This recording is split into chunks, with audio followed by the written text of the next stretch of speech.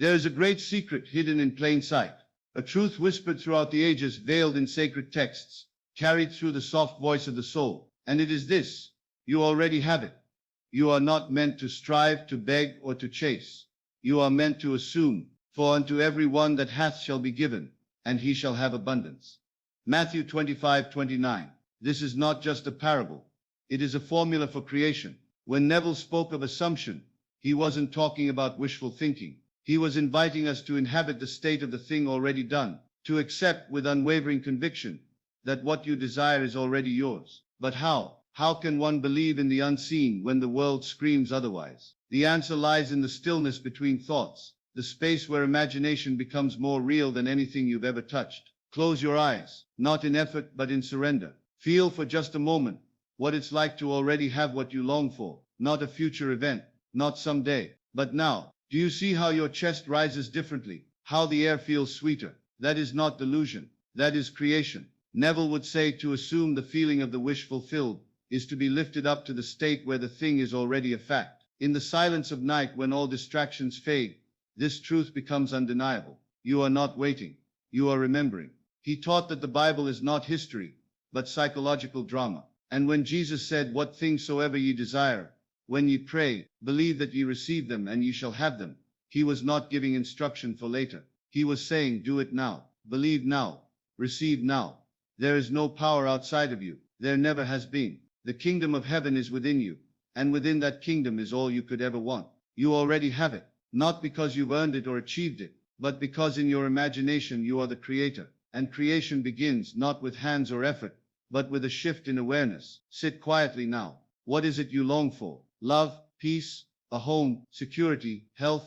Now ask not how it will come. Do not strain to figure it out. Instead, slip into the joy of it being so, the smile you'd wear, the ease in your step, the quiet gratitude that bubbles up, not because you hope it's near, but because you know it's here. Neville would gently remind us, imagination is the only redemptive power in the universe. Not action, not effort, but the controlled, directed movement of your mind toward the end you desire. The world is not your mirror, it is your echo. It reflects not what you want, but what you accept as true. So tonight, don't plead, don't pray as if to a distant God. Instead, rest in the sacred knowing that you are one with the divine. I and my Father are one.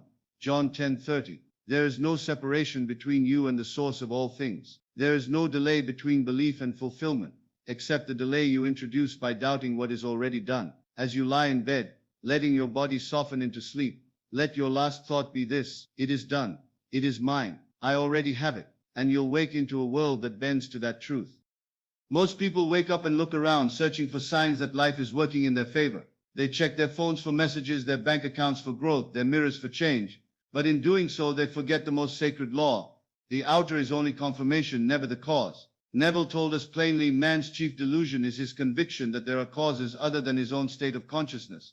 So when you rise in the morning, the true question is not what is, but rather who am I being? The state you occupy, not just your thoughts, but your felt identity, is the seed of all future events. And like a seed, once planted in imagination, it must bear fruit. This is why Neville was so insistent on feeling, not surface level, not forced, but genuine embodiment. To live from the end as if your desire had already been fulfilled. You see, imagination is not pretending. It is remembering. It is stepping back into the place where you and your fulfilled desire already coexist. Because in the divine realm there is no future. There is only now. In my Father's house are many mansions, John 14:2, and each mansion is a state, a reality, a version of you that already exists, waiting only for your attention to bring it into form. So if you desire love, don't ask for it. Assume it. Walk as the one who is already cherished, not arrogantly, but peacefully, because there is nothing to earn when you already are. If you seek wealth, don't count the coins, count the feeling, the deep breath that comes with knowing you're cared for, the lightness in your chest when the pressure is gone. Dwell in that, abide there. Neville reminded us, you must dare to assume you are what you want to be, and you must remain faithful to that assumption. This faith is not blind belief, it is loyalty to your unseen reality, even when the visible seems unchanged. And yes, there will be moments of doubt, moments when the old world calls you back, but do not be discouraged. For even the Bible tells us, let the weak say I am strong. Joel 3:10. This is not denial, it is creation. When you speak from your assumed state, you are not lying, you are authoring. And sleep is your secret ally. Neville called it the gateway into the subconscious, the fertile soil where imagination plants its deepest seeds. So as you drift into rest, do not replay what went wrong. Replay what is right in the world you've chosen. Feel it, touch it with your mind. Let it soften your breath and slow your heart. Whatever you take to bed becomes your command to the universe. The world as you know it is malleable, not fixed. It moves and reshapes itself around your sustained assumption. And yet this power is not for frantic use. It is not to be rushed or used in fear. It is sacred. And so it must be approached with reverence, like a quiet prayer. Be still and know that I am God. Psalm 46:10. To be still is not passive. It is the most active alignment there is. Stillness says I trust. Stillness says it is already done. And in that moment of knowing, the world begins to shift, not because you forced it, but because you finally aligned with the truth that was always yours. So tonight, or whenever you pause to reflect, release the striving, stop looking out there, and return inward, to the place where it already exists. You are not becoming, you are remembering, and what you remember you resurrect. You already have it. And so when you close your eyes, you are not escaping reality, you are returning to its source. Imagination is the womb of creation. It is not bound by time, not limited by logic, and never concerned with how. It simply is. Silent, powerful, constant. A river beneath the noise of the waking world, waiting for your surrender.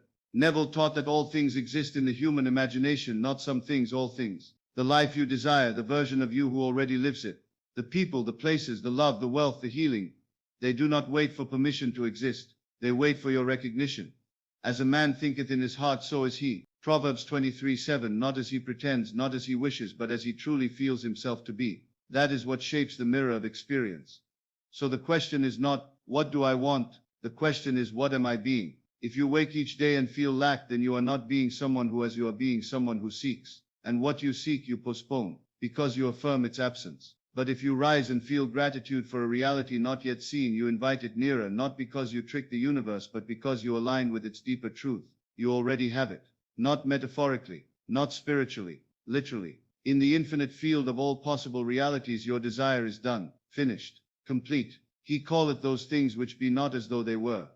Romans 4:17. This is not a poetic turn of phrase, it is instruction. To call something into being is not to ask, it is to declare. You do not beg the oak tree to grow, you plant the acorn and trust the process. So too must you plant the feeling of already being, already having, and let the outer world take care of itself. But the mind, trained by the senses, will try to interfere. It will look for signs. It will calculate probabilities. It will ask, but what if it doesn't work? And that's where the deeper surrender begins. To manifest is not to manipulate, it is to relax into truth. To say, this version of me is real and I no longer argue against it.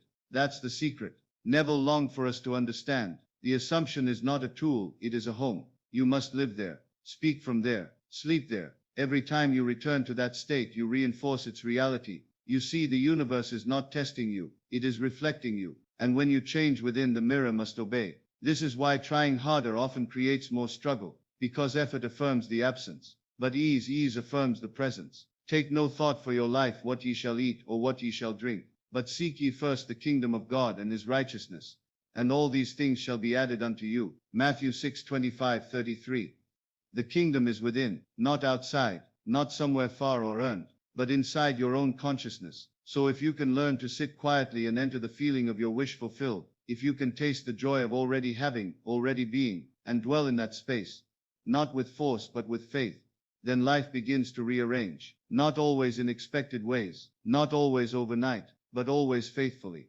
The world bends not to your effort, but to your embodiment. And so when you feel the old self tugging, the doubts whispering, the fears tightening around your vision, pause, breathe, and return. Return to the feeling that it's already done. Touch the hem of your new identity and let it clothe you. This is the mystery Neville loved most. The imagination is Christ in man, and Christ is not waiting in the clouds.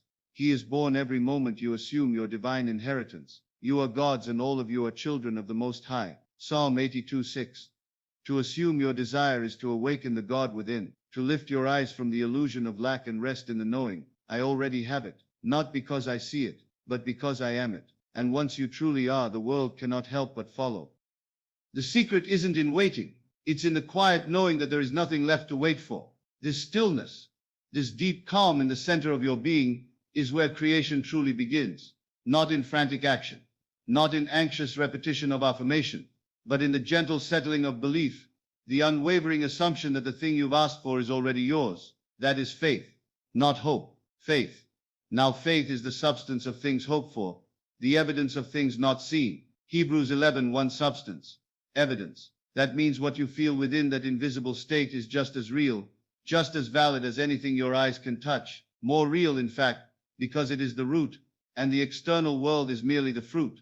To reverse the process is to suffer. To chase the mirror is to remain behind it. But to lead from within, that is where the magic happens. You do not try to manifest.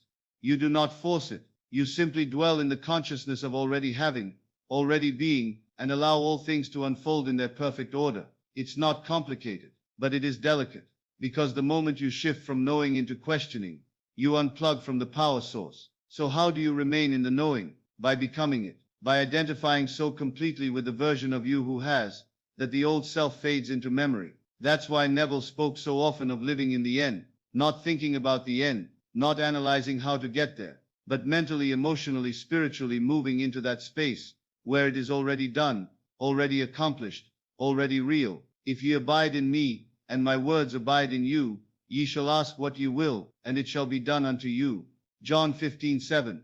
To abide means to dwell, to remain, to live. When you abide in the state of fulfillment, it's no longer a performance. You don't need to convince yourself. It simply becomes your natural resting place. The mind may still chatter, the senses may still present facts, but deeper than thought is feeling, and deeper than feeling is being. There is a version of you that is not bound by time or memory, a version that is whole, loved, free and complete. That version is not some future ideal. It is you, right now, remembered. When you assume you are that, the rest becomes background noise. You no longer need signs to prove it. The peace becomes your sign, and from that peace, everything flows. It is not about intense visualization sessions. It is not about endless scripting or forcing positive thoughts. Those can help, but they are not the source. The source is stillness, stillness with conviction. When you enter that sacred place, that inner sanctuary of knowing, you begin to feel the walls of doubt dissolve. You begin to taste the sweetness of what already is. You begin to rest, and in that rest,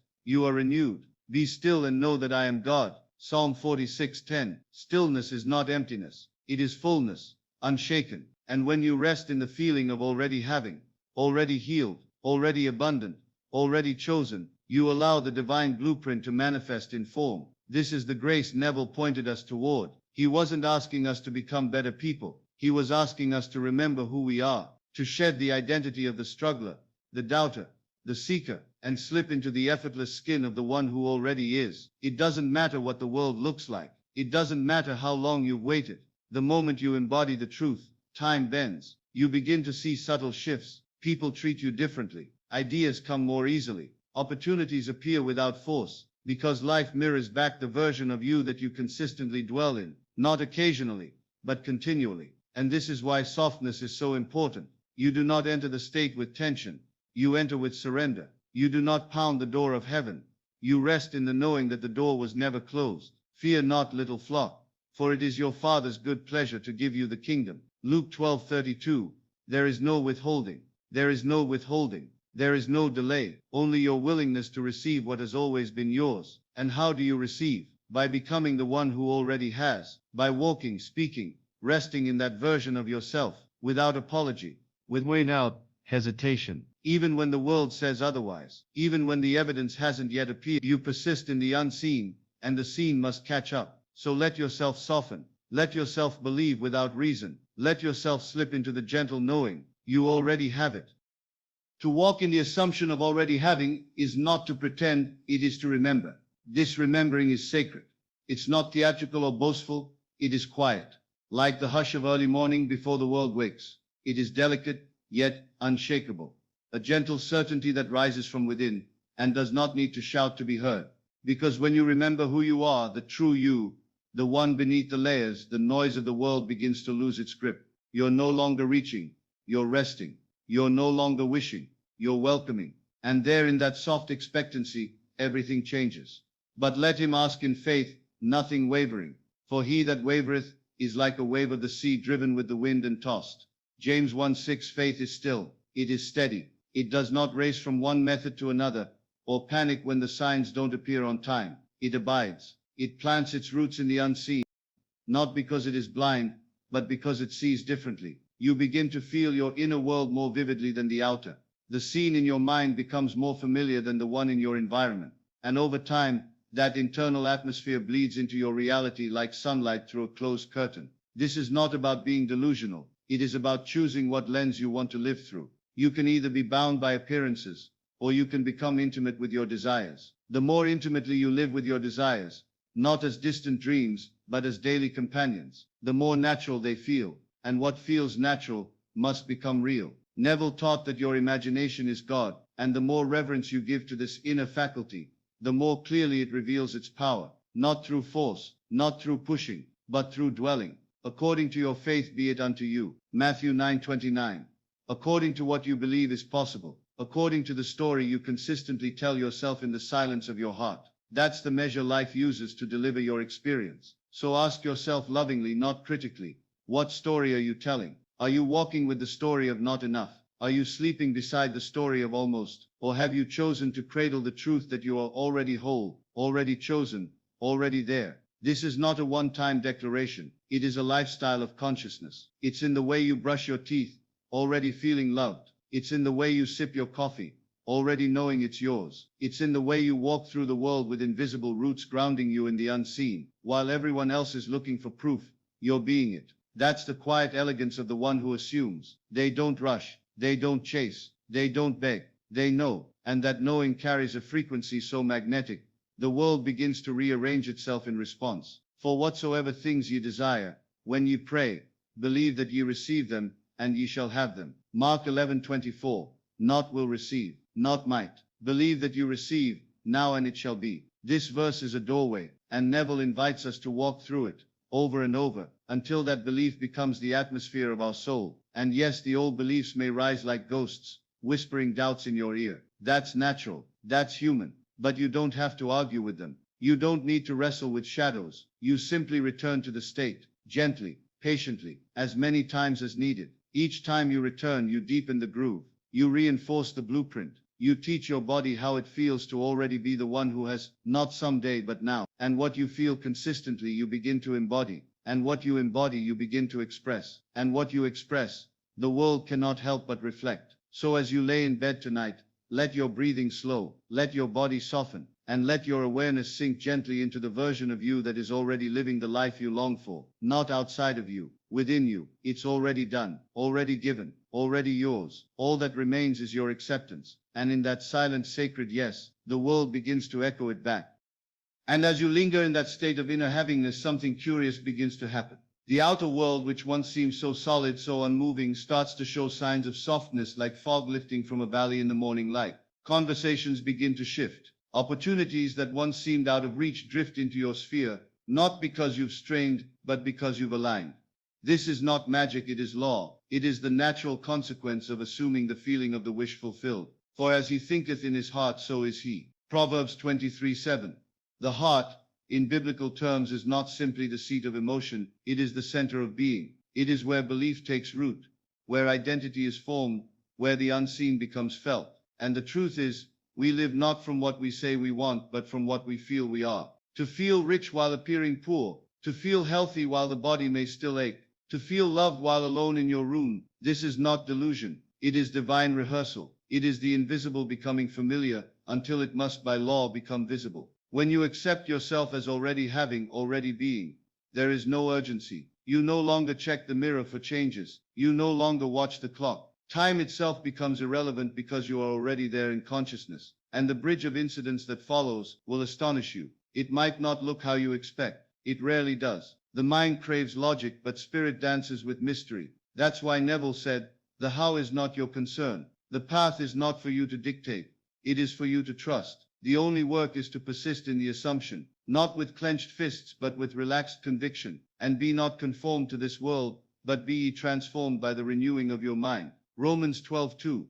Renewing your mind is not a single moment. It is a practice, a returning. Each time the world insists you look at facts, you return to your vision. Each time fear rises, you return to your peace. Each time doubt creeps in, you gently guide your awareness back to the feeling of the wish fulfilled. Not because you're trying to get anything, but because you're remembering what is already yours. This remembering is holy. It is the act of refusing to forget who you are, despite the noise around you. And in this you begin to experience a sacred stillness. Not the stillness of doing nothing, but the stillness of not being moved by what is. You begin to radiate a quiet confidence, not because circumstances validate you, but because your inner world has become more real than your outer one. Others may sense it. They may not understand it, but they will feel it. That's the presence of the one who walks in assumption. It isn't loud. It doesn't seek applause. It abides. And slowly the outer begins to reflect the inner, not as reward but as resonance. It was always there, waiting for you to tune in, waiting for you to receive, waiting for you to know that you are not a beggar at the gates of life, but a child of God, heir to the kingdom, not in some far-off future but now. The kingdom of God cometh not with observation, neither shall they say, Lo here, or Lo there, for behold, the kingdom of God is within you. Luke 17:20-21. And if it is within, then it is now. This truth, once accepted, changes everything. You no longer look for signs. You become one. You no longer seek miracles. You embody them. Because the secret Neville wanted you to know was never about technique, never about effort. It was this. You already have it. You always did. And so, as you walk with this knowing, quietly, inwardly, steadily, a shift begins to deepen. It is no longer about having things, it becomes about being in the state, not to get, but because it's your home. Desire, you'll notice, starts to lose its frantic edge. It's not that you stop wanting, but the wanting transforms. It no longer screams for fulfillment. It no longer grasps or pleads or bargains. Instead, it softens, becomes a gentle pull inward, a holy remembering. You don't desire from lack. You desire from fullness. Like a rose opening in sunlight, it happens without struggle, because the seed already holds the bloom, and you already hold the answer. I say unto you, what things soever ye desire, when ye pray, believe that ye receive them, and ye shall have them. Mark 11:24. Not believe you will receive, not believe it's coming, but believe you already have. And to truly believe you have, is to enter the end, to feel it real, to dwell in it gently again and again, until it becomes so familiar, so real, that the world simply catches up. It's no longer about forcing the world to change. It's about yielding to the truth that it already has, in consciousness. And what has changed within must appear without. But you don't demand it. You don't measure the days. You don't dig up the seed to see if it's growing. You trust the unseen roots. You nurture them in silence. And this trust, this quiet confidence, is the beginning of peace. There is no greater relief than resting in the end. Not the end of effort, but the end of doubt. And that rest is the Sabbath spoken of in Scripture. The Sabbath is not merely a day of the week, it is a state of being. For we which have believed do enter into rest. Hebrews 4:3. Rest, not from laziness, but from striving. Rest from seeking. Rest from resisting what is. When you dwell in the feeling of the wish fulfilled, the battle is over before it begins. You do not have to fight the facts. You simply no longer obey them. You operate from a higher law, the law of assumption. This law is not swayed by appearances. It does not flinch when the world echoes the opposite. It remains faithful to the image held in consciousness. That image, your assumption, is the creative act. It is the shaping of substance, the invisible mold through which life must pour itself. This is why Neville said, imagination is God, not as metaphor, as truth, because God's first act was creation, and creation began with Word, and the Word was not what was seen. The Word was the intention. In the beginning was the Word, and the Word was with God, and the Word was God. John 1:1. And if imagination is God, then your imagination is the word that speaks your world into being. But not every idle thought has power. It is the dwelling thought, the assumed reality, the state you return to, that takes root. So the invitation is not to control every flicker of the mind, but to abide in the chosen state, to live from it, to feel from it, to sleep in it, to rehearse again and again, in silence and in stillness, the world as you prefer it to be, and then to feel as though it already is. This is not work in the traditional sense. This is the holy work, the internal alignment with what is already yours in spirit. And in that alignment, you begin to see differently, hear differently, move differently. You notice little things shift, a smile from a stranger, a phone call you didn't expect, an idea that comes out of nowhere. These are not accidents. They are ripples on the surface, signaling movement in the depths. Life rearranges for the one who remains faithful to the unseen, not by chance, but by law. And this law is not cold or mechanical. It is sacred. It is divine. It operates through you as you. You need only remember. Not once, not twice, but again and again, until remembering becomes being, until the line between inner and outer dissolves, until the prayer becomes presence, until the assumption becomes identity, and the desire becomes reality.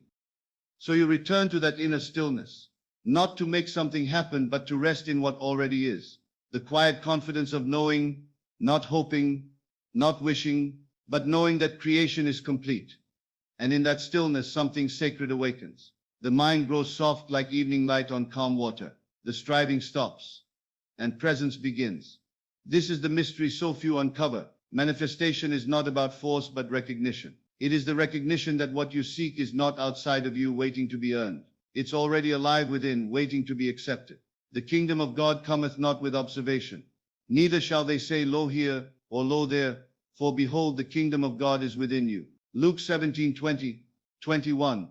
The world has taught you to chase, but the Spirit teaches you to remember, to withdraw from the clamor of appearances and retreat into the sanctuary of self, where all things begin and all things are held. And in that inner temple, imagination is not fantasy. It is divine instruction. You are not playing pretend when you assume the feeling of your wish fulfilled. You are stepping into the realest thing there is, the only true cause. Because this world, this outer life, is the echo. It is not the source, it is the shadow, not the light. And you, with your feeling, your vision, your deep inner knowing, are the light. This is why you're asked to walk by faith, not by sight. Not blind faith, but intimate faith, a lived experience of inner reality. For we walk by faith, not by sight.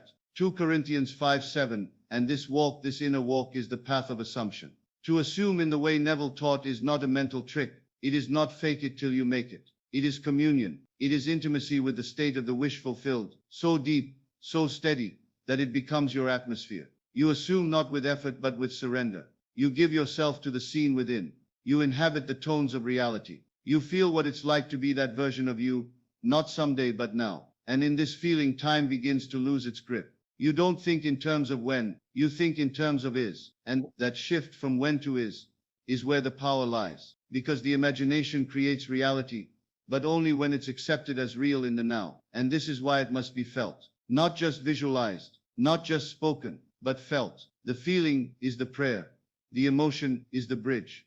The inner state is the magnet. This is not meant to be stressful. It is not about constant vigilance. It's about returning again and again, like breath, like waves, like the rising and setting of the sun, returning to the end, returning to the feeling, returning to who you already are. And in that return you realign. The doubts may still whisper, the facts may still shout, but you do not serve them anymore. You've changed allegiance. You no longer worship the seen. You worship the unseen. And you begin to notice something shifts. You speak with a gentler voice. You carry a quieter power. You no longer explain yourself to the world. You rest knowing the work is already done. He calleth those things which be not as though they were. Romans 4:17. Because in truth they are. Your desire is not a distant dream. It is a spiritual reality, clothed in your awareness. And your assumption is the garment you place upon it. You are the potter, not the clay. You are the cause, not the effect. And your inner world is not a place you visit.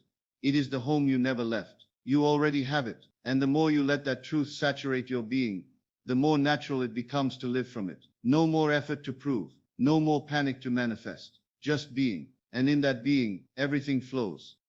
And when you allow yourself to live in that stillness, the stillness that knows, the stillness that does not grasp or chase, you begin to taste freedom. Not the freedom of outcomes, but the freedom from needing outcomes. A soft but certain detachment wraps itself around you, not in cold indifference but in sacred trust. You don't beg the world to reflect your vision anymore. You simply assume it already does. And that assumption, it's like laying your head in the lap of the divine. You rest there, not as a guest but as the beloved. And from that rest, life begins to shift in quiet, elegant ways. Not always loud, not always fast, but always perfect. Thou wilt keep him in perfect peace whose mind is stayed on thee, because he trusteth in thee. Isaiah 26:3. This peace isn't empty, it's pregnant. It holds the entire scene of your desire, folded gently inside your being like a seed held within rich soil. You don't need to push the seed to grow. You simply trust the life inside it. You don't need to water it every moment with worry. You water it once, with belief, and then again with thanksgiving. Gratitude, you see, is the language of the fulfilled. When you give thanks before seeing, you're declaring to the universe that you already have, and life responds, not because you tricked it, but because you aligned with it. Therefore I say unto you, what things soever ye desire, when ye pray, believe that ye receive them, and ye shall have them. Mark 11:24. Believe that you receive, not will receive, not might receive, but have received. This is the language of heaven. To the natural mind it sounds foolish, but to the one who has seen the inner kingdom, it is the only way. And this belief, this quiet acceptance of already having, it begins to rewrite your energy. You stop repeating affirmations like spells. You stop rehearsing your desire like a script.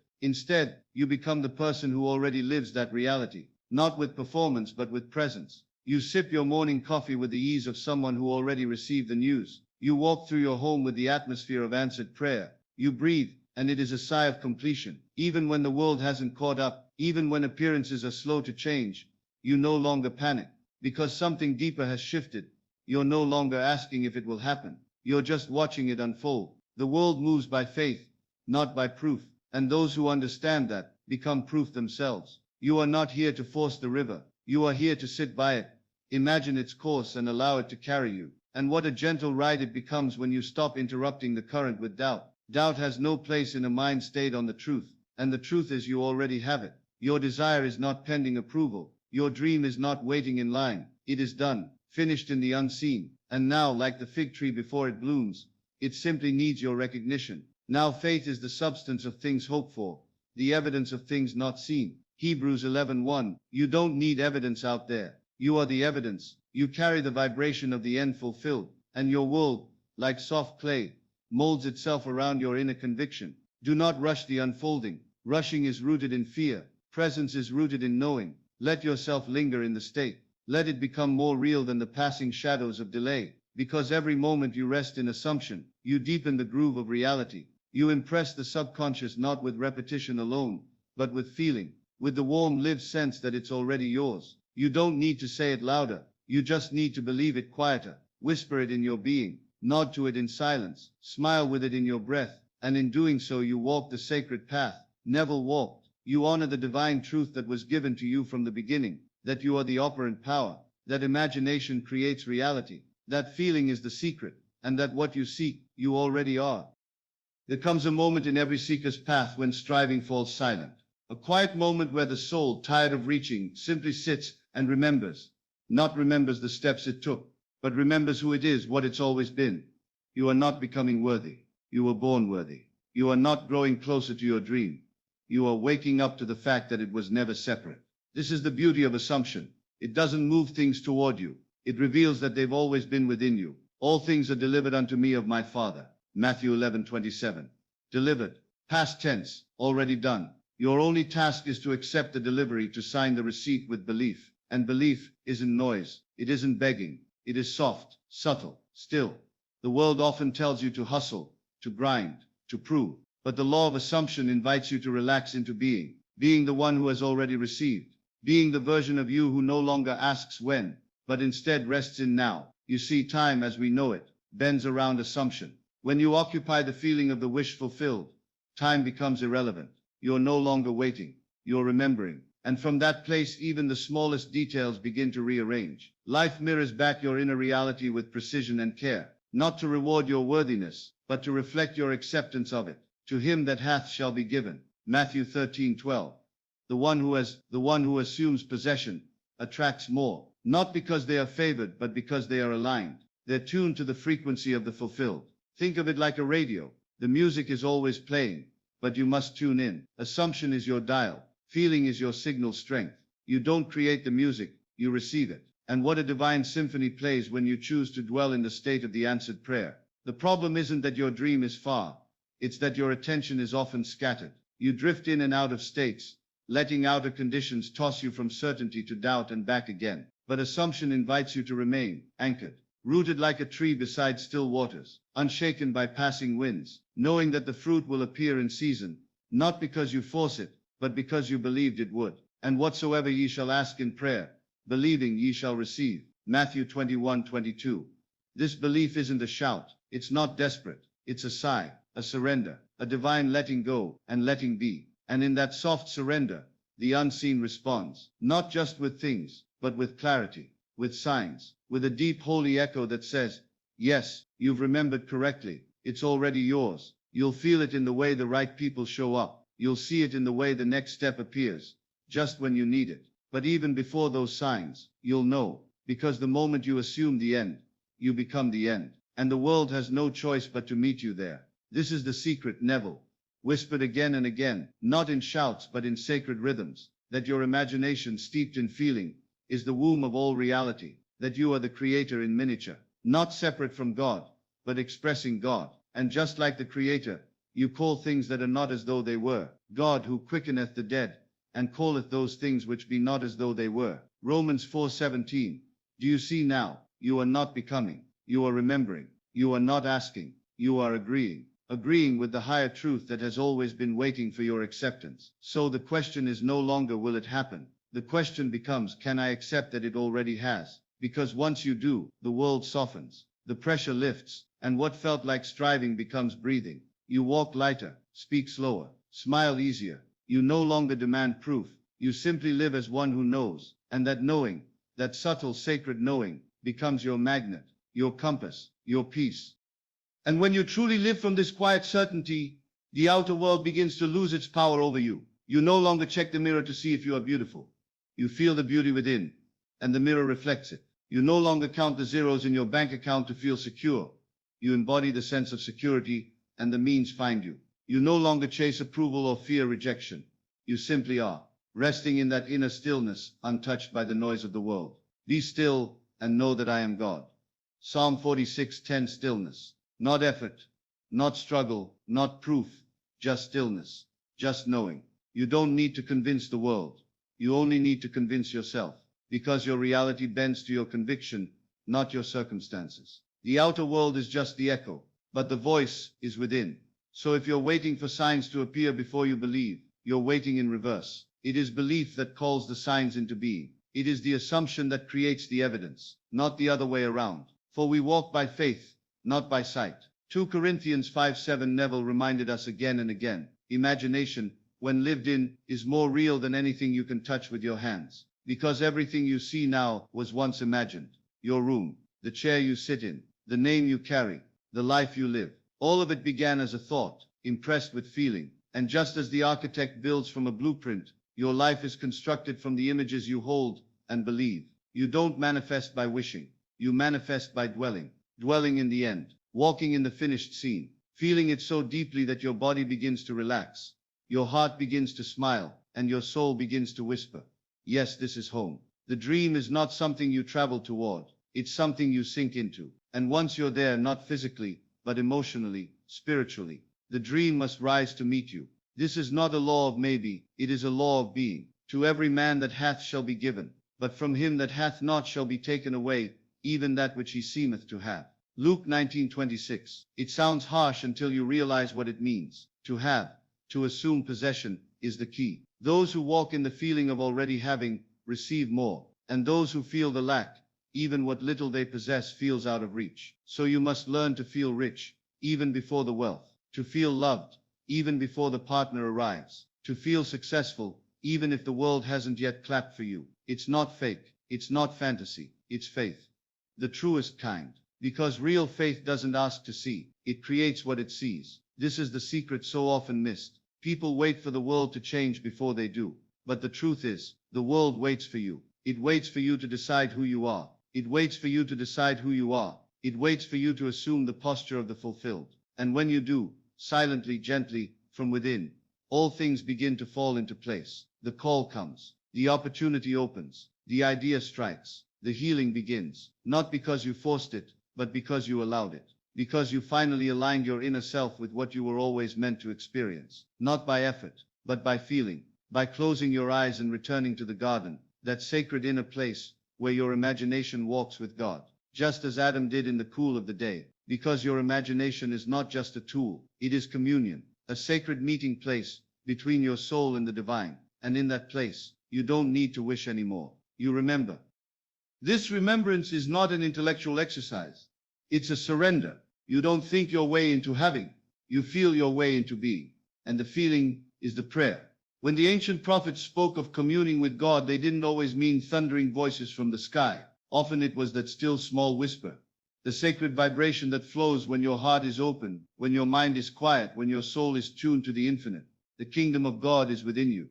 Luke 17:21. It isn't distant. It isn't hidden behind years of effort. It isn't locked away in a temple built by hands. It is within you, always waiting, never pushing. And to enter that kingdom, you don't need credentials. You don't need proof. You need only assume the consciousness of the one who already dwells there. In this kingdom, there is no lack. There is no striving. There is no separation between you and the life you desire. There is only presence, and presence is power.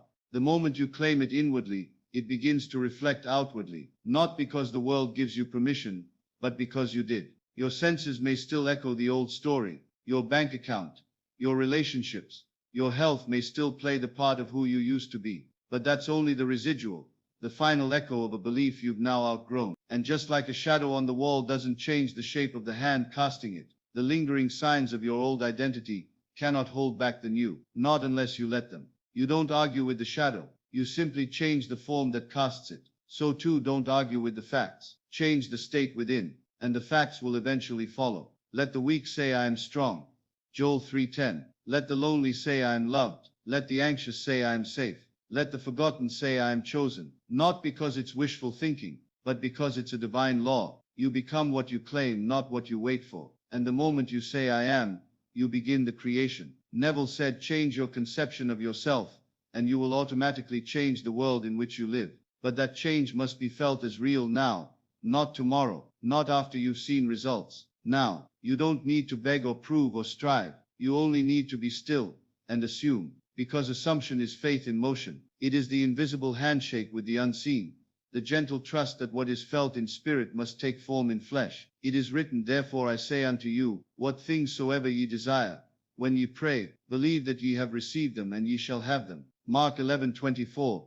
Believe that you have received them, past tense, already done. This is the key that unlocks the door. Not someday, not almost, not soon, already. It's yours because you dared to claim it. You dared to walk by inner vision instead of outer sight. You dared to persist in the feeling, even when the facts seemed unchanged. And slowly, softly, like morning light kissing the horizon, change comes. The door opens. The answer arrives. Not because you wrestled the universe into submission, but because you finally aligned with what was always yours. That's the beauty of this secret. It was never about forcing. It was always about allowing yourself to feel loved before the partner appears, to feel abundant before the money clears, to feel confident before the opportunity knocks. You no longer wait for the world to affirm your worth. You affirm it, in silence, in stillness, in your sacred inner temple. And what you affirm with conviction must become visible in time, because imagination, Neville said, is God in action, and your imagination, when married to belief,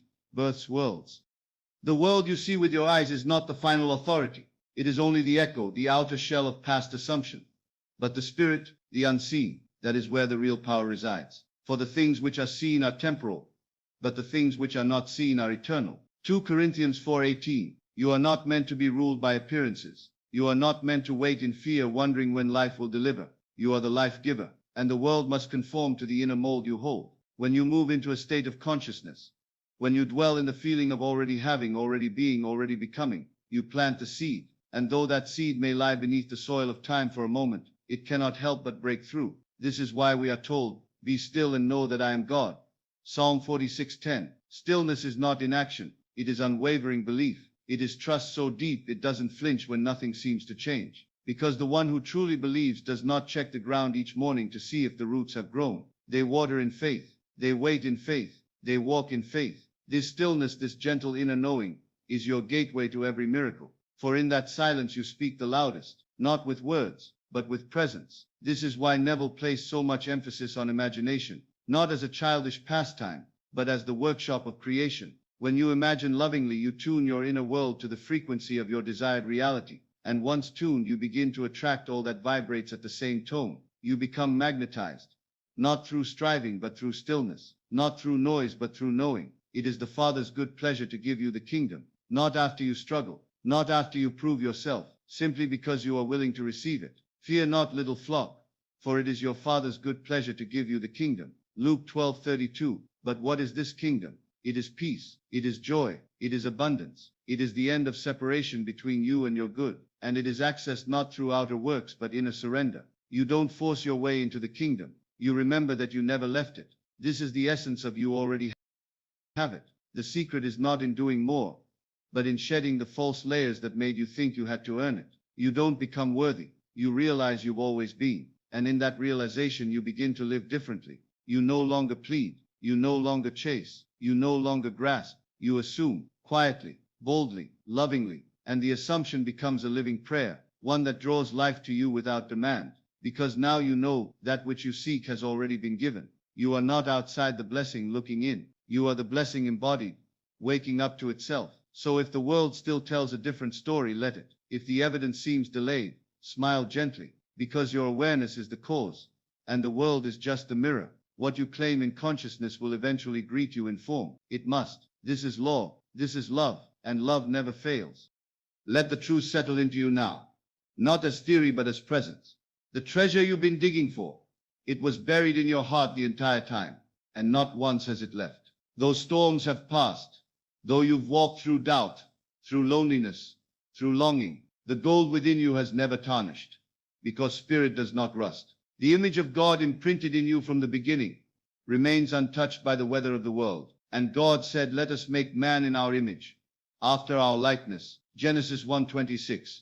This image is not physical. It is not a face or a form. It is consciousness, power, creative ability. To imagine is to return to your divine inheritance, to see with the eyes of faith, to live as if the promise is already fulfilled, not to trick the universe, but to agree with it, to accept what has already been given, even before your senses confirm it. This is why the world misunderstands those who live by assumption. They say it's delusion, to act rich before the money appears, to walk healed before the diagnosis changes, to feel love before the relationship comes. But faith always looks foolish to the mind ruled by appearances. Now faith is the substance of things hoped for, the evidence of things not seen. Hebrews 11:1. Substance, not wishful thinking, not hollow hope. Substance, the invisible matter from which all things are formed. When you hold a state, when you feel it, taste it, breathe it in your imagination, you are shaping substance, and that which has been shaped within must be expressed without. You cannot imagine and remain the same.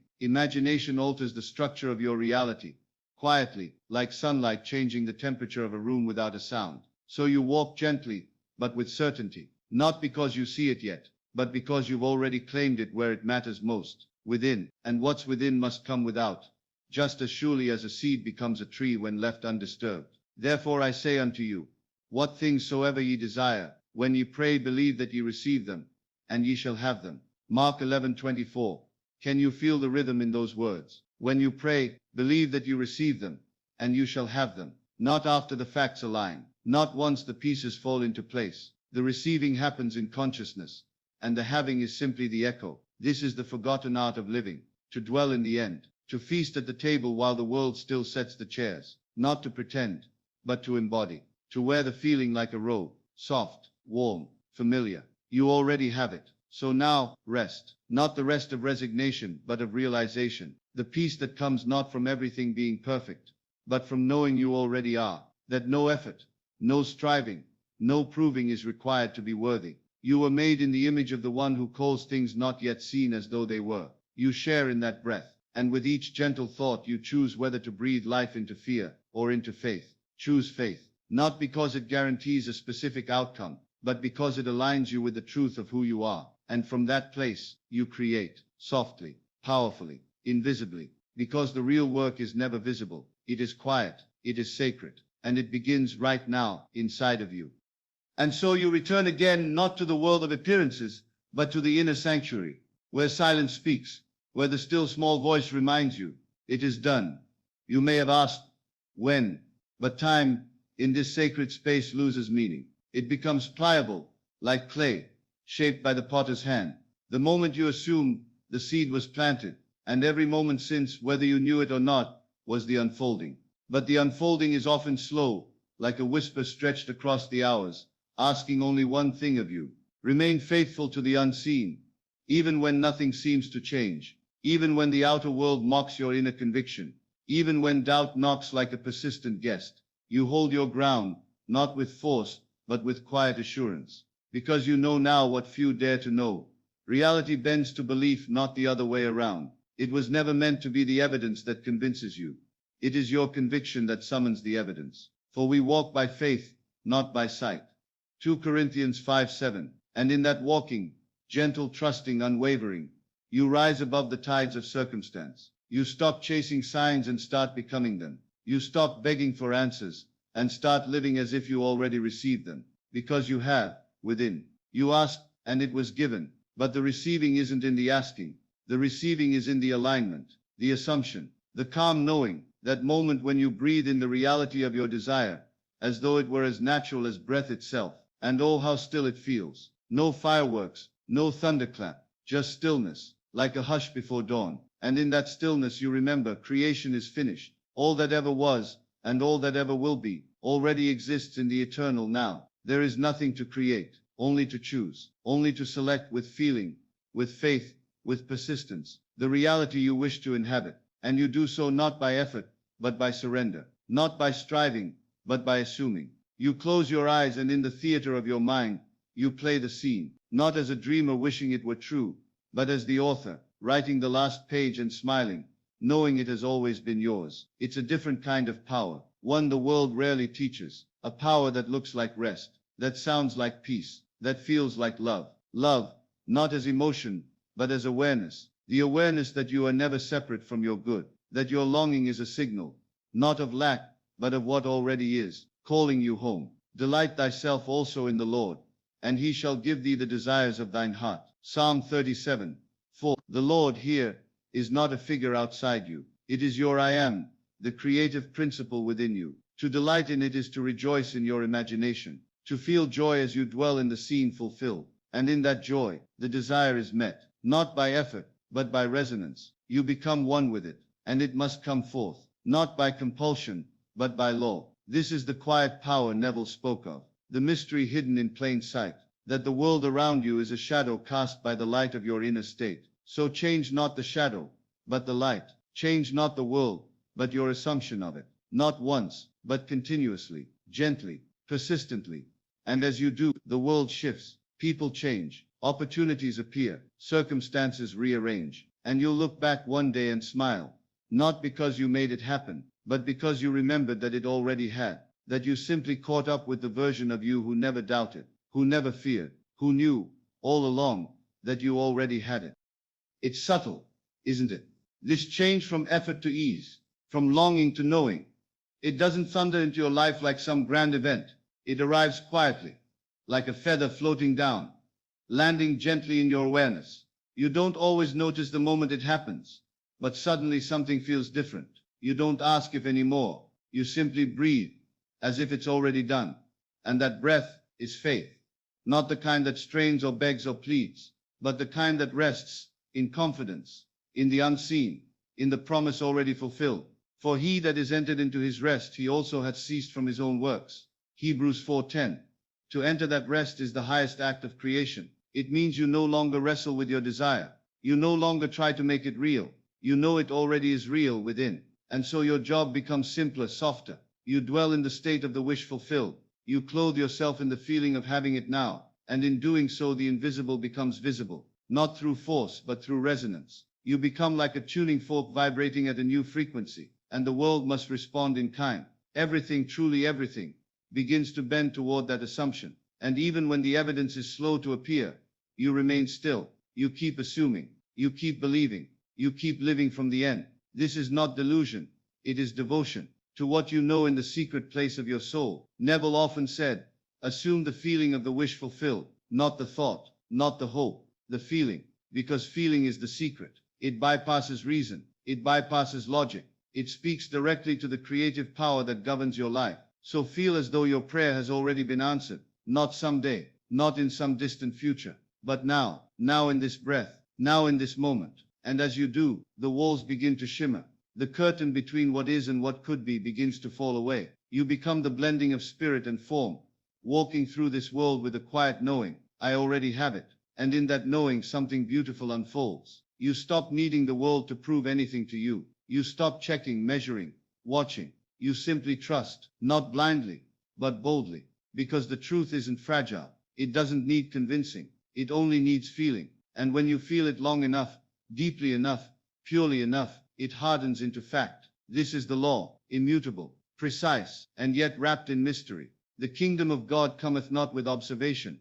Neither shall they say, Lo here, or Lo there. For behold, the kingdom of God is within you. Luke 17:20, 21. Do you see? You've been searching for signs in the world, not realizing the sign has always been within. The first sprout of faith, the soft breath of belief, the sacred flame of assumption. That's where it starts. That's where it ends. And if you return there, night after night, moment after moment, the outer world will melt into alignment. It has no choice, for it is only ever a mirror. And once the image in the mirror changes, so must the reflection. So lie back, close your eyes, and feel. Feel what it's like to be the one who already has. Feel what it's like to rest in that certainty. Feel what it's like to walk through the world with the secret burning gently in your heart. It is done. Not will be, not might be, is you are not waiting. You are not waiting. You are not hoping. You are remembering, returning, aligning. And every time you do, with gentleness, with ease, the bridge of incidents forms beneath your feet, step by step, moment by moment. All things are drawn to the one who knows he already holds them. And the one who knows he already holds them walks differently. There's no rush in his step, no desperation in his voice, no pleading in his prayers. He moves with quiet dignity, not because the world has changed, but because he has. His mind no longer runs after things. His heart no longer aches in longing. He has come home to the truth. I am that which I seek, and now the world must catch up to that realization. For as he thinketh in his heart, so is he. Proverbs 23:7. This truth is ancient, buried not just in scriptures, but in your own being. It whispers in moments of stillness. It calls to you when you dare to imagine. It reminds you, gently, lovingly, that nothing outside of you needs to change for your world to shift. Only your inner gaze must be redirected. Instead of looking to the world to tell you who you are, you tell the world, you decide, you define, and then you assume, not with force, but with faith. You assume the role of the one who already has, already is, already knows. It's an invisible act, but the impact is inevitable. Because when you dwell in that inner conviction, life starts to bend in ways you can't predict. A chance encounter, a delayed message that arrives at just the right time, a door you never knew existed quietly opening, as if it had been waiting all along. These are not coincidences. They are the echo of your assumption, rippling outward. You didn't chase them. You didn't strain for them. You became the one who receives. And so you did. It's almost too simple, isn't it? So simple the mind tries to complicate it. But the soul remembers. It knows the feeling of peace, the feeling of wholeness, the feeling of having, not in hand, but in heart. It's that feeling that brings rest. It's that feeling that creates the bridge of incidents. It's that feeling that draws the formless into form. So let it be soft, let it be still, let it be sacred. And if you ever find yourself doubting, caught in old patterns, tangled in fear, remember this: doubt is not a sign to stop. It is an invitation to return. Return to the secret place, the inner chamber where all things begin. He that dwelleth in the secret place of the Most High shall abide under the shadow of the Almighty. Psalm 91:1.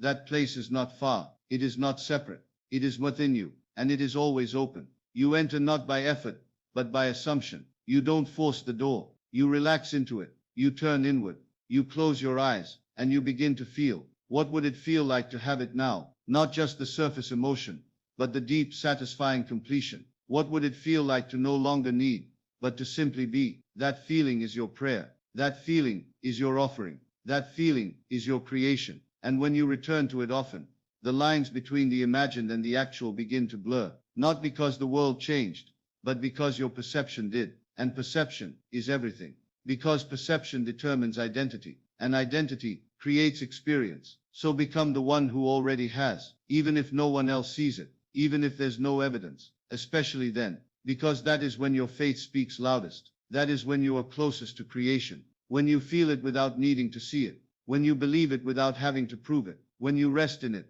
and let the world rearrange itself in response. And it will, as it always does. For the world is not your master, it is your mirror, and the one who assumes the end lives from it, peacefully, quietly, unshakably, because he knows it is already done, and knowing is everything. And in that stillness the soul begins to remember what the world made it forget. You were never waiting to become something. You were remembering who you are, a child of the infinite born not into lack but into possibility. You see, the illusion of absence is merely the veil drawn by the senses, a veil so convincing, so persistent, that we forget the truth is never out there. It's within, always within. Just as Christ said, the kingdom of God is within you. Luke 17:21. And this isn't poetic sentiment, it's instruction. It is a gentle turning inward. When the outer world seems loud, filled with lack, noise, delays, the instruction is simple: turn within, again, and again, and again. That is where your kingdom lives. That is where your desires are already fulfilled. That is where every prayer has already been answered, not in time, but in truth. And it is your job, your only real task, to dwell in that kingdom long enough for its reflection to appear outwardly. This is not imagination in the childish sense. This is divine communion. It is the secret of secrets. Your imagination is God in action. And when you dare to believe that what you imagine is more real than what you see, you begin to tap into a higher law. You rise above circumstance. You stop reacting and begin creating. The world becomes pliable, like clay in your hands, not because you forced it, but because you remembered it was never solid to begin with. It only hardened around the mold of your assumption. And when the assumption changes, so too must the form. Now faith is the substance of things hoped for, the evidence of things not seen. Hebrews 11:1.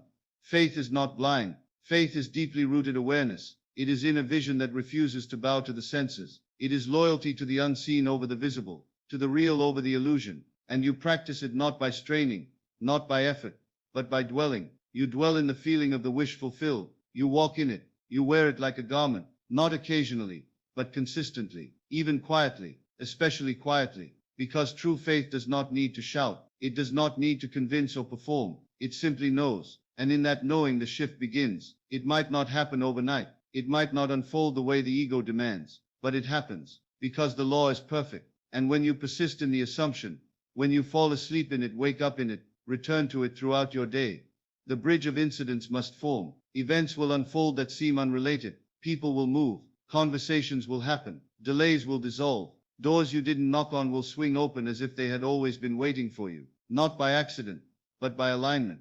Because what is assumed and sustained becomes what is seen. This is not superstition. It is spiritual law. Neville called it living in the end. And the end is not a destination. It is a state of being. It is not some future event to chase. It is a present identity to assume. And when you assume it, when you wear it, breathe it, rest in it, the world must conform. It may take time, but time is not your concern. Your concern is only this: am I faithful to the state? Am I nurturing the feeling? Am I resting in the knowing? Because that's where the power lives, not in effort but in surrender, not in doing, but in being. So tonight, as you drift into sleep, ask yourself, who am I becoming? And more importantly, who am I being? Let your answer be the version of you who already has what you desire, and let your heart dwell there until it feels familiar, because the more familiar it becomes within, the sooner it must appear without. To dwell in the end is to become undisturbed by appearances, because appearances are not facts. They are reflections. They echo back the state you most consistently occupy.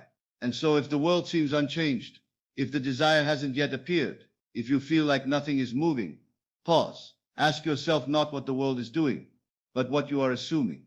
For what you assume, in stillness, in silence, in repetition, is shaping the clay of your reality. And just as a potter does not panic because the form isn't instant, you too can rest in the invisible work. The truth is, the transformation always begins beneath the surface, like a seed breaking open in the dark, unseen soil. No one claps for the seed, no one praises the silence, but he that seeth in secret shall reward thee openly.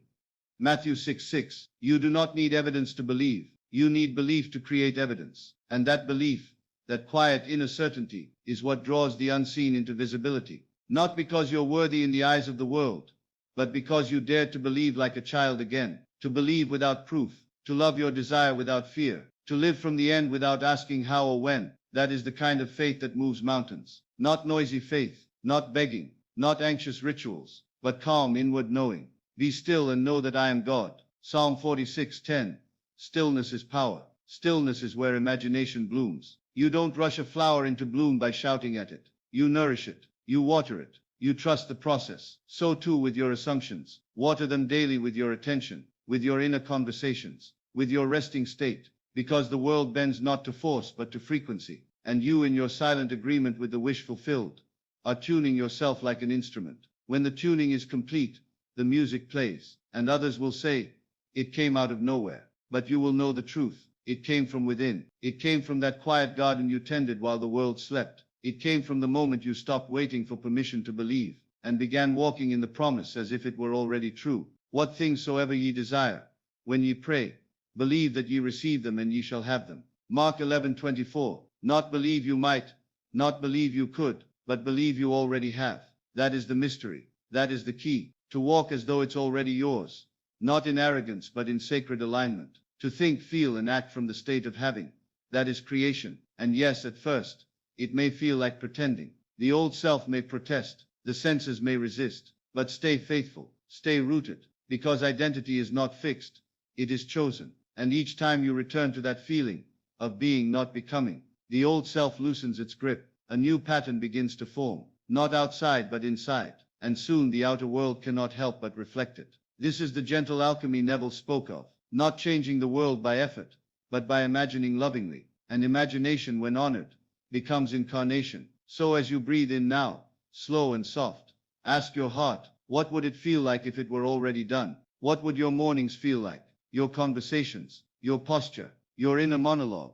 Let it play like a scene on the screen of your mind. Let it move gently, like a dream you're not trying to control. And as you feel that reality, even if only for a moment, you have already received it. For nothing is denied to the one who walks in assumption. Nothing is withheld from the one who returns, again and again, to the feeling of the end. And it is that returning that creates the shift. Not perfection, not effort, just presence, just willingness to become. And so you sit, perhaps in the quiet of the night. No noise, no rush, just you and this stillness. This is where the secret breathes.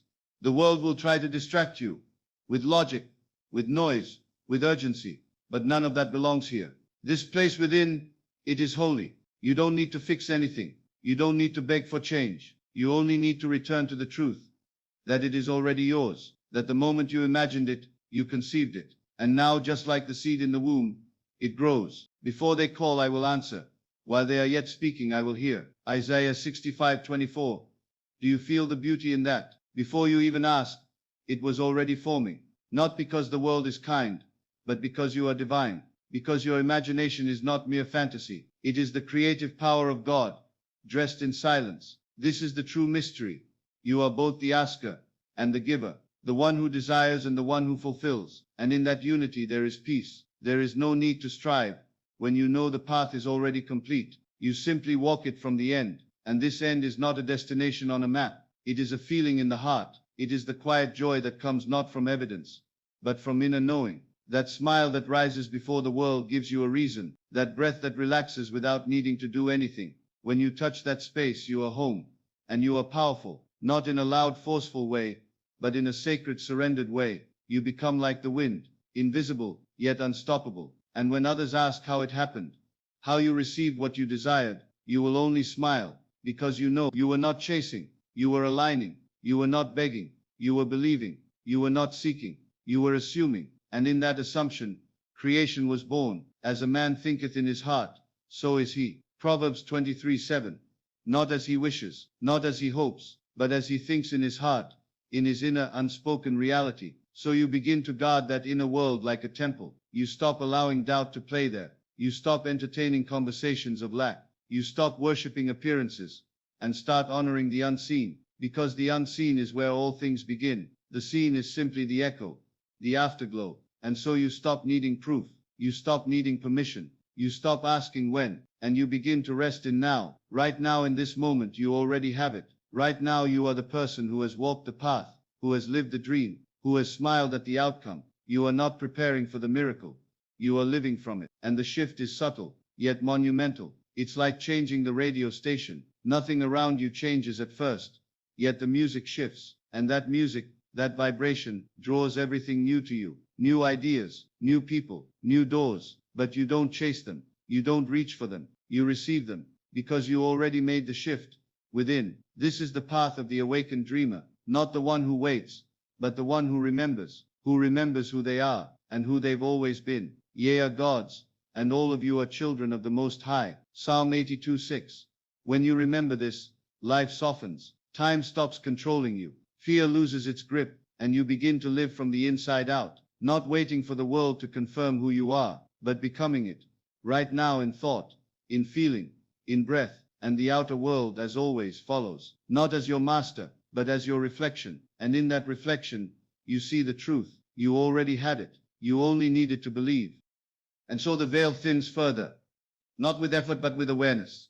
You no longer look at your life as a string of random events, but as a mirror, tender, precise, always reflecting your inner conversation. Everything you touch, everyone you meet, is showing you who you believe yourself to be. And belief, as Neville reminded us, is not a surface declaration. It is deep, felt, embodied. It is the quiet certainty beneath your thoughts, like the tide beneath the waves. And from that deep place, you are always creating. Not sometimes, not when conditions are perfect, always, even now, even in your stillness. Call those things which be not as though they were.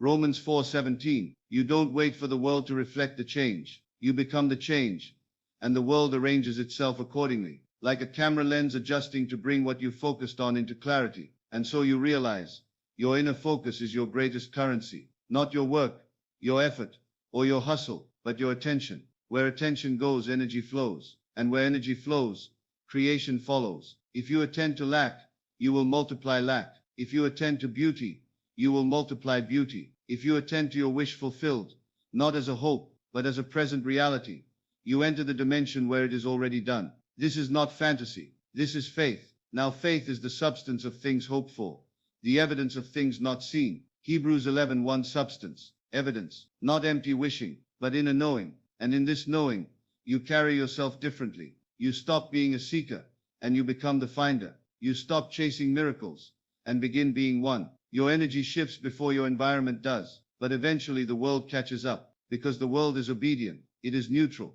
responding not to your words, but to your vibration. It mirrors not what you want, but who you are. So when you begin to live from the end, to feel it, breathe it, rest in it, the outer world reshapes itself to match that inner law, and that law is love. All things begin in love, even the desires you hold. They are not random sparks, they are divine whispers. They were placed in you, because they already exist in some dimension of reality. You are not chasing them, you are remembering them. And memory, when felt deeply enough, becomes experience. So let yourself remember now, not with struggle, not with effort, but like a breeze brushing past your skin, light, effortless. Feel the version of you who has already received. See them, hear them, be them. Let that reality soak through your being, not in the future, now, because imagination is not a toy. It is your creative faculty. It is the portal through which unseen things become seen. It is how God moved upon the waters in Genesis, through imagination, through vision, and that divine spark lives in you. You are not less than the Creator.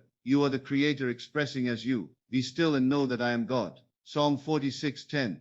Stillness is not passive. It is powerful. It is in stillness that you see clearly. And in clarity, there is no resistance. In clarity, there is only assumption. And assumption, when sustained without contradiction, becomes fact. You don't beg the world to conform. You rest, and you know. You smile before there's a reason. You give thanks before there's a sign. You fall asleep with the feeling that it's done, because in the realm that matters most it is. The rest is just unfolding, gently, like a rose in bloom. You don't need to rush it. You don't need to track it. You need only to remain faithful to the end you've claimed. Faithful in thought, faithful in feeling, faithful in identity. And the rest will follow you, not because you forced it, but because you became it. And when you walk in faith, not by sight, something profound begins to unfold. You stop measuring time by the ticking of a clock and start sensing it through alignment. Linear time loses its grip because you realize that your manifestations are not bound by schedules, deadlines, or delay. They are summoned by resonance. The moment your internal world sings in harmony with your desire, not with longing but with fulfillment, you collapse the gap. You stop reaching and start radiating. Therefore I say unto you, whatsoever things ye desire when ye pray, believe that ye receive them, and ye shall have them. Mark 11:24. Notice, it does not say believe you will receive them. It says believe that you have received. This subtle shift is the entire secret. The moment you feel the possession of what you desire, not in fantasy but in embodiment, the law is activated. Like planting a seed in rich soil, it is already done. Your job is not to dig it up and check on its progress. Your job is to water it with certainty, to warm it with gratitude, to keep the weeds of doubt from creeping in. And so each day becomes sacred, not because you're waiting for something, but because you're living it. You carry the consciousness of the wish fulfilled into your simplest moments, sipping your morning tea, walking beneath trees, smiling at strangers who sense something different about you. They won't know what it is, but you will. It's the vibration of fulfillment, the quiet knowing,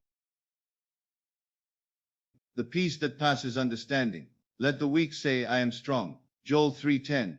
The world says be realistic, but Spirit whispers be faithful. You're not here to echo what you see, you're here to reveal what you know. You are not a reporter of facts, you are the author of them. And what you assume to be true becomes so, not because the world changes first, but because you do. You speak in the language of heaven when you declare your desire as real, even when all evidence suggests otherwise. This is not delusion, it is dominion. You do not deny the facts, you transcend them. You don't argue with appearances, you simply refuse to surrender to them. Instead, you return to the sanctuary within. You sit quietly in imagination. You breathe into your new identity. You listen until the noise fades, and what remains is that holy assurance, I already have it.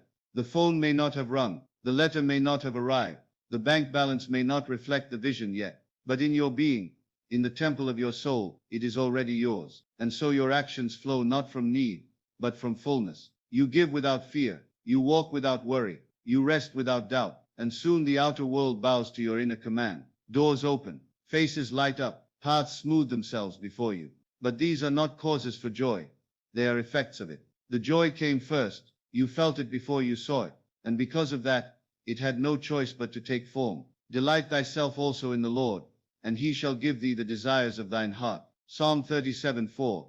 Delight, not demand. The vibration of fulfillment is light, open, gentle. It does not strain, it does not chase, it delights. And when you live from that delight, when you delight in your vision, not as a faraway goal but as a present state, you become magnetic, not to things, but to expressions, not to people but to reflections. The universe organizes itself to mirror your delight, and so your work is to fall in love with the feeling, to remain there, to dwell in the end, to remember, again and again, that you already have it. The more you return to this knowing, the more real it becomes, and eventually the dream stops feeling like a dream. It feels like truth, because it is. And so you linger in that sacred space, where thought and form are no longer at odds. You no longer ask if it will come. You no longer look for signs, you simply are. The embodiment of the answer, the fulfillment of the prayer, not in arrogance but in reverence. You have discovered what it means to dwell in the secret place of the Most High, not a temple built by hands but a stillness built by faith. He that dwelleth in the secret place of the Most High shall abide under the shadow of the Almighty. Psalm 91:1. To dwell, not visit, not peek, but dwell. To abide in the assumption, to live inside the wish fulfilled until it becomes your default state, until doubt feels foreign, until fear cannot survive the light of your knowing. You no longer need to script every detail, to manipulate every outcome, to micromanage the manifestation, because you trust the process now. You trust that what is planted in imagination when nourished by unwavering assumption must emerge. It cannot fail. It is law. And you realize something beautiful, that the more you relax into the feeling of already having, the less resistance you create. There is a softness to manifestation, not a forcing but a receiving, not a chase, but an allowing. This is the divine feminine of creation, the yielding power that lets the seed grow in darkness without interference. You begin to understand why Jesus so often spoke in parables, why his teachings invited inner contemplation rather than external striving. Because the kingdom of God is within you, not above, not ahead, but within. Neither shall they say, Lo here or lo there, for behold, the kingdom of God is within you. Luke 17:21. You stop climbing the mountain. You stop shouting to the heavens. You stop begging God for what he already gave you. Instead, you listen. You quiet the mind long enough to hear the whisper of the I am. Not I will be, not I might be, but I am. This is the name of God revealed to Moses, I am that I am. A name not of future potential, but of present reality. And when you claim that name, when you dare to say, I am healed, I am wealthy, I am loved, even when your senses scream otherwise, you awaken the creative power within. You speak from the mountaintop, even if your body still walks through the valley. You speak from the end, and life rearranges itself accordingly. It must, because you have declared yourself as one with the answer, not separate from it, not someday, but now. And so this soft, quiet revolution begins within you. You move through your day differently. You smile not because something happened, but because you know it already has. You bless others not to gain favor, but because you are overflowing. You walk in peace because you have stopped resisting the present. You no longer wait to be whole. You recognize you always were. Be still and know that I am God. Psalm 46:10. There is a stillness that comes when you drop the striving, a peace that enters when you no longer need life to prove anything to you, because you know. You've tasted it in your imagination. You've touched it in your being. And now you carry that state like a sacred flame. You guard it not with effort but with faith. And when the world tries to distract you, when noise and fear and urgency pull at your attention, you gently return to the knowing. You breathe. You close your eyes. And you remember, I already have it. You are not the one chasing the dream anymore. You are the dream realized. Not someday. Now. And as that reality becomes more familiar than the old stories, the old identities, as your nervous system acclimates to peace instead of panic, as your heart opens to trust instead of tension, life unfolds not as a series of problems to fix, but as a mirror reflecting what you have dared to embody. And this is the greatest freedom of all. There's a quiet moment in the journey when you realize you've stopped seeking signs, not because you're cynical, but because you're centered. You are no longer scanning the horizon for evidence. You are resting in the inner knowing that what you have imagined is already yours. Now faith is the substance of things hoped for, the evidence of things not seen. Hebrews 11:1. Faith is not blind hope. It is not naive wishing. Faith is inner evidence, stronger than the five senses, louder than the noise of doubt, more solid than any fact the world may present. And in this stillness, you begin to feel it, the subtle sacred rhythm of the divine, no longer pushing, no longer proving, just being. And this being is powerful. It's not passive, as the world might think. It's magnetic. It draws all things unto itself. You see, to dwell in the state of the wish fulfilled is not to perform magic tricks, but to return to your natural place as the image and likeness of God. You are not praying to something far away. You are praying from the fulfillment. This is the true power behind Jesus' words when he said, "What things soever ye desire, when ye pray, believe that ye receive them, and ye shall have them." Mark 11:24. Not believe that you will receive, but believe you have received. This shifts everything. Your prayer becomes a quiet celebration, not a desperate plea. You speak not with urgency, but with peace. And when the thought arises, "But I don't see it yet," you smile gently, because you know the tree doesn't sprout the moment the seed touches soil. There is a process, but the process is not yours to manage. Your role is not to dig up the seed in fear, but to remain in the state of already having, to water it with gratitude, to bask in the warmth of faith, to protect it from the harsh winds of doubt, by staying rooted in the truth. This is what Neville meant when he said, "Assume the feeling of the wish fulfilled, and continue feeling that it is fulfilled, until that which you feel objectifies itself." It is not a one-time act. It is a way of life.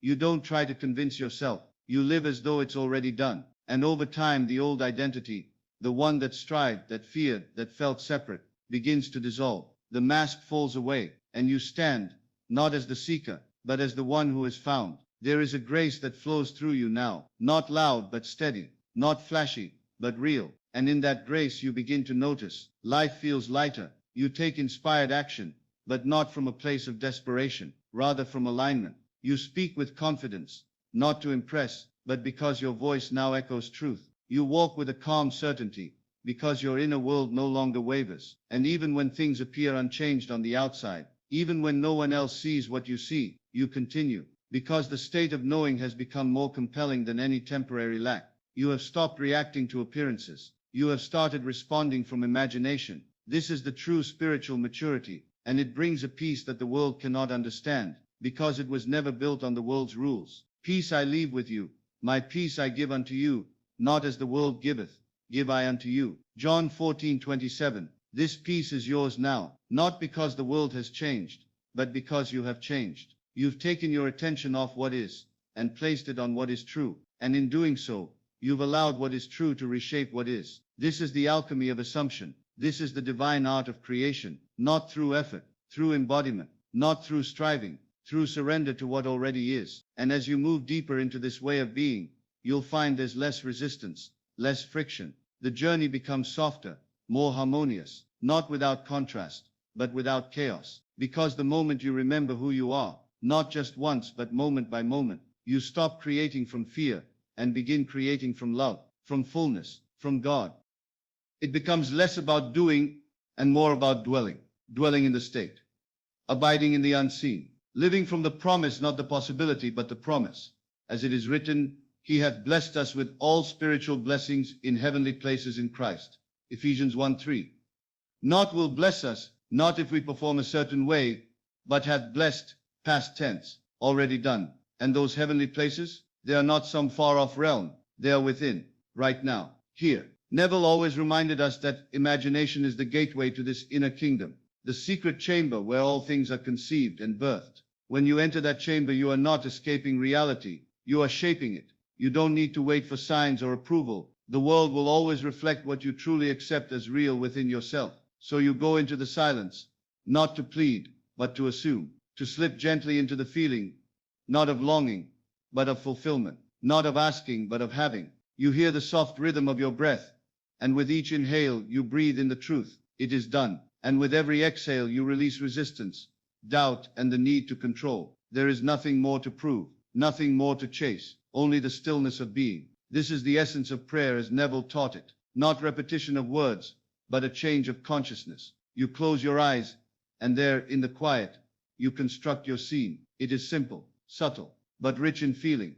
Perhaps it's the gentle embrace of someone you love, or the warmth of a letter in your hands confirming your dream, or the simple sound of someone saying, I'm so happy for you. Whatever it is, you hold it close, not like a wish, but like a memory. It is already real in the unseen, and because imagination is spiritual sensation, you trust it more than your eyes. You linger in this state, not because you are forcing it, but because it feels like home, like truth. For the things which are seen are temporal, but the things which are not seen are eternal. 2 Corinthians 4:18. The outer world is fleeting, always shifting, but your inner world, when rooted in assumption, becomes your anchor. It is there you feel the fullness, even if the outer cup appears empty. It is there you find calm, even if the winds of life howl outside your door. And in this space, something beautiful begins to unfold. You realize you don't need to struggle to maintain the feeling. You only need to return to it, again and again, gently, like a beloved melody that lives in your chest, like a sacred scripture whispered in the dark.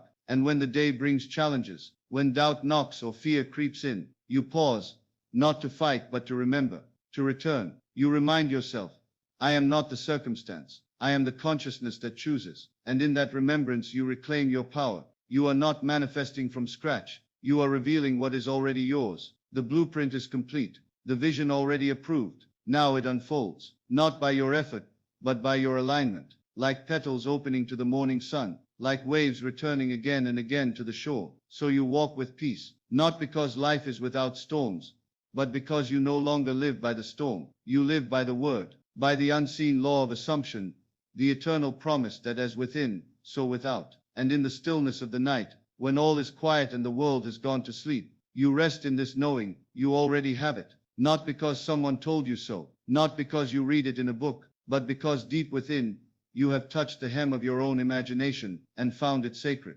found it holy, and found it true. There's something quiet but extraordinary that happens when you truly dwell in the state of the wish fulfilled. It is no longer a matter of belief or hope. It becomes a knowing, not loud or boastful, not something you declare with trumpets, but a silent certainty, like the earth knowing the sun will rise. This is not about convincing yourself. It is not about affirmations shouted into the void. It is about feeling real, vivid, anchored feeling, the kind that lives not in your words but in your bones. Be still and know that I am God. Psalm 46:10. Stillness isn't stagnation, it is alignment. It is the quiet agreement between your soul and the source from which you came, that all is well, that all is yours, that nothing can be withheld from the one who knows they already possess it. When you know this, you no longer need to watch the clock or check the mirror. You no longer chase evidence in the outer world like breadcrumbs, because the seed is planted, and you trust the soil. Neville often said, you do not attract what you want, you attract what you are. What you are, not what you pretend to be, not what you try to trick yourself into temporarily, but what you embody, fully and quietly, as truth. So ask yourself gently, what am I accepting as real within me? Is it lack, or is it abundance? Is it delay, or is it divine timing? Is it separation, or union with the unseen world? For the subconscious does not argue, it accepts. It listens not to your words but to your inner tones, your felt reality. When you saturate it with assumption, You fertilize the soil of consciousness, and in due season the harvest arrives. But it arrives naturally, without force, without panic. As sure as the tide returns to shore, so too does your world begin to reflect your inner agreement. There is no magic trick here, just divine law, as within so without. Therefore I say unto you, what things soever ye desire, when ye pray, believe that ye receive them, and ye shall have them. Mark 11:24. Notice, it does not say believe you will receive, it says believe you have received, past tense, already done. This is the axis on which everything turns. To dwell in the state of having before the world confirms it. To speak not of the desire, but from its fulfillment. Can you let your heart soften into that space? Can you cradle the feeling of already mine without tension or fear? You do not need to maintain it with clenched fists. The state maintains itself when it becomes natural to you. That is why repetition is not just mental, it's emotional. You return to the scene in your mind, not to get something, but to remember what's already been given. You smell the air, you hear the voice, you feel the warmth of your fulfilled desire. You let it soak into you like sunlight on closed eyelids. And there, in that sacred repetition, the imaginary becomes familiar, and the familiar becomes reality. You don't have to know how. You're not the doer in that sense. You are the vessel, the witness, the gardener. It is your job to plant and water. It is life's job to bloom. Even when nothing seems to change on the surface, something is always shifting beneath. Do not judge the soil because you cannot yet see the stem. Trust the process. Trust your imagination, not as fantasy, but as divine faculty. You are not imagining to escape. You are imagining to create. Neville once said, imagination is the only redemptive power in the universe. And he meant it. It redeems the seemingly broken. It restores what you believed was lost. It renews your mind, and therefore your world. So tonight as you lie down, breathe gently into the feeling of already having. Wrap yourself in it like a warm blanket. Let it become your lullaby. Let it soothe you deeper than logic, deeper than thought. You are not striving anymore. You are receiving what was always yours to begin with. You already have it. There's something profoundly gentle about surrender.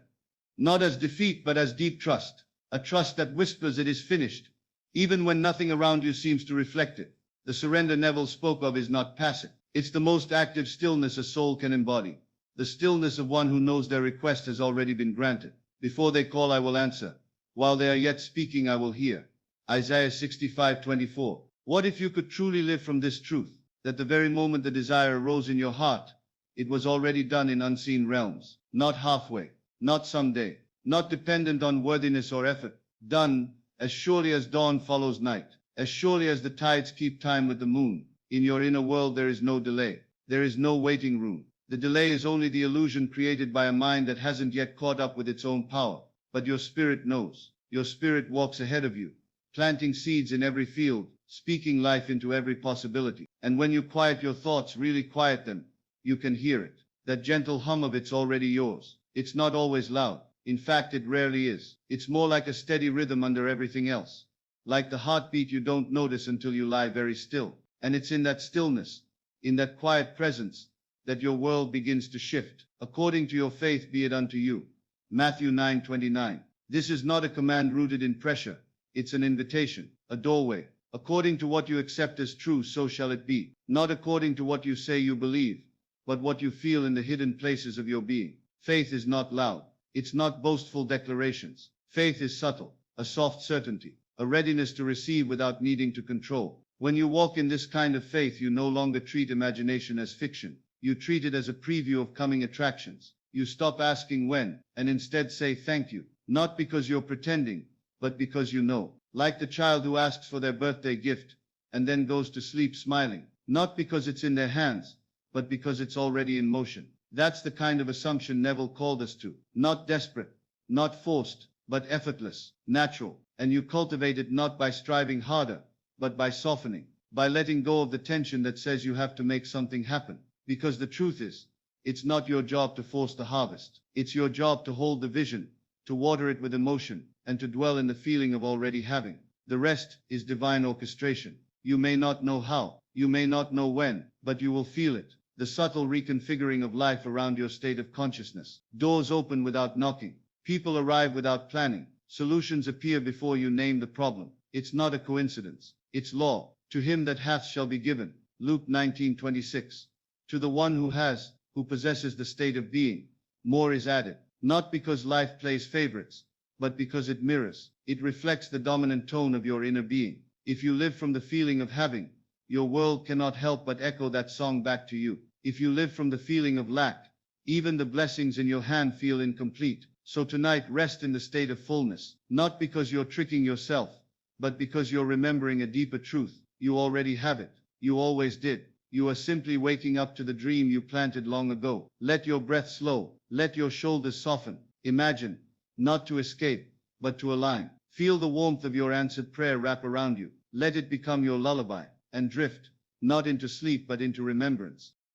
There is a sacred quiet that enters when you finally stop chasing and begin abiding. Not a resignation, but a deep, holy remembering that nothing needs to be earned, only assumed. Be still, and know that I am God. Psalm 46:10. Stillness is not the absence of movement, but the presence of knowing. It's the letting go of striving so you can rest in the truth of your being. In stillness, you're not trying to become anything. You are recognizing what already is. You see, the power of assumption is not about fooling the universe. It's about waking up to the fact that you are the universe, individualized, a fragment of the divine mind, clothed in flesh, invited to remember your role as co-creator. When you assume you already have it, you speak to life in its native tongue, feeling, not words, not begging, not bargaining, but the unshakable sensation that what you seek is already yours. You feel it into form. You embody it until it has no choice but to take shape. And this isn't just philosophy, it's law. Every assumption you hold, whether conscious or not, begins to harden into fact. Neville said the world was yourself pushed out, and that life could not do anything to you. It could only reflect what you dared to believe. That is why it matters less what you wish for, and more what you accept. The one who walks in the feeling of wealth, regardless of their bank account, begins to attract wealth. The one who walks in the feeling of love, regardless of relationship status, begins to draw loving experiences. Not by force, not by chance, but by law. As within, so without. There is no delay in consciousness. The moment you inhabit the state, you have moved, spiritually, into a new timeline. Your outer world may take time to rearrange, but the change itself has already occurred. Now faith is the substance of things hoped for, the evidence of things not seen. Hebrews 11:1. Notice the language, not will be, not someday. Faith is now, substance now, evidence now. The unseen world is not less real, it is more, because everything visible springs forth from it. The chair you sit on was once just an idea. The home you live in once lived in someone's imagination. All that is solid was once a whisper. So why should your desire be any different? If you can see it within, you've already begun. If you can feel it, really feel it, you are one with it. This is the secret, the divine paradox. You don't become worthy of the desire, you realize you were never separate from it. Let that sink in. Not separate, not lacking, not waiting, just veiled. And the assumption is the lifting of that veil. The subtle shift in identity from someone who wants to someone who is. That shift is everything. It's the axis upon which the whole world turns. Even when nothing outside has changed, you have changed. And that change is the seed of all that follows. So you walk, you breathe, you live from that place, not with strain, but with ease. You don't have to pretend. You don't have to act. You simply dwell in the mood of fulfillment, softly, consistently. You let your inner conversations match the reality you've chosen. You speak to yourself as one who already is, not one who hopes to be. And in doing so, you collapse the distance between now and then. Let the weak say, I am strong. Joel 3:10. Not I will be, but I am. Not someday, but today. You speak it, you feel it, you live it, and life responds, faithfully, like a mirror that cannot lie. This is not about arrogance. It's about alignment. Not about fantasy, but about remembering. You already have it. You've had it since the moment you dared to imagine. And the more you rest in that knowing, the more the world begins to catch up. So close your eyes, if they aren't closed already. Let your breath slow. Feel the warmth of that secret settling in. There is nothing to chase. There is only something to remember. And in this soft remembering, miracles are born. And as you rest in that warmth, something sacred begins to unfold. A quiet remembrance that all things are held within the sanctuary of your imagination. For imagination is not merely daydreaming, it is the workshop of God within you. It is the voice beneath words, the place where the formless begins to take form. And God said, let there be light, and there was light. Genesis 1:3. The word was spoken, not out loud, but inwardly. The power that created the stars is the same power that animates your imagination. Every vision you hold with conviction is a decree, and life fulfills it with silent precision. This is not metaphor. It is spiritual mechanics. The moment you assume you already have it, that you are already who you long to be, you plant a seed, not in soil but in consciousness. And consciousness, like earth, is faithful. It does not question the seed. It does not judge the gardener. It simply brings forth what is sown. The outer world might delay, but it does not deny. Delay is only the love of the universe aligning the right path, the right hour, the right form. But the law is sure. What you accept as true will come to pass. You may be tempted to check, to look around and wonder if it's working. But the moment you look for evidence, you admit disbelief. You leave the state. You dig up the seed. So you learn to walk by faith, not by sight. Therefore I say unto you, what things soever ye desire, when ye pray, believe that ye receive them, and ye shall have them. Mark 11:24. Believe that you receive, not will receive, not after proof, but in the moment of prayer, in the moment of assumption. This is the sacred key. This is what Neville meant when he said that feeling is the secret, because feeling is the language of the subconscious. It is the bridge between spirit and matter. You impress your desires not through force but through feeling, gently, consistently, faithfully. And what you impress must express. You don't need to control the how. You don't need to orchestrate the details.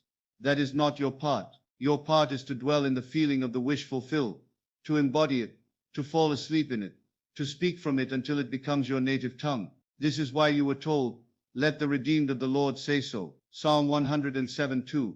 You must speak it, not only with your lips but with your life. You must live as though it were true, because in consciousness it already is. So tonight, as your body begins to rest, let your inner world come alive, not with anxious craving, but with soft knowing. Let yourself become the person who already has what they desire. Feel the subtle changes, the way you would walk, speak, breathe. Let the burden lift. Let the striving cease. You are not calling the future to you. You are entering it. And in that sacred space, the lines between what is real and imagined begin to blur, until you cannot tell the difference. And the universe must respond, not because it favors you, not because you earned it, but because it must. You are not separate from the source. You are its expression. And when you claim your desire with love, with faith, with inner stillness, all of heaven moves to fulfill it. You already have it. Let that phrase echo softly now, not as a command but as a lullaby. You already have it. You already are it. You were never lacking, only learning how to see. And now that you've seen, you can rest, you can trust, you can allow. There is a moment, quiet and still, when you stop chasing and begin to remember. A soft awareness arises, not from effort, but from surrender. The kind of knowing that doesn't require explanation. The kind that lives in your bones, beneath your thoughts, older than time. It's the realization that you were never meant to strive, only to receive, not through the sweat of your brow, but through the restfulness of faith. Be still and know that I am God. Psalm 46:10. This is not a command to do nothing. It is a call to align, to stop the frantic movement that comes from fear, and to let yourself drop into the eternal now, the place where all things are already complete. You see, desire was never a signal of absence. It was always a divine whisper, pointing to what is already yours in imagination. Desire does not create your future. It reveals it. It shows you what already exists within the field of infinite potential, waiting only for your assumption to give it form. And once you assume it, once you dwell in the feeling of the wish fulfilled, you have claimed your inheritance. There is nothing more to do.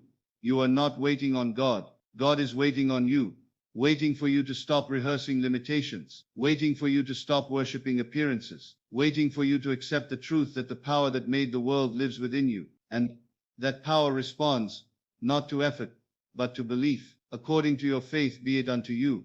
Matthew 9:29. So tonight, let it all go. The timelines, the resistance, the question of how and when. Let go of the identity that believes it must earn its blessings. You are not here to prove yourself worthy. You are here to remember that you already are. And as that remembrance deepens, something begins to shift. The grip of doubt loosens. The tension in your chest softens. You breathe a little deeper, not because anything changed, but because you did. You move from longing to having, from wishing to knowing, from separation to union. You no longer reach for the thing.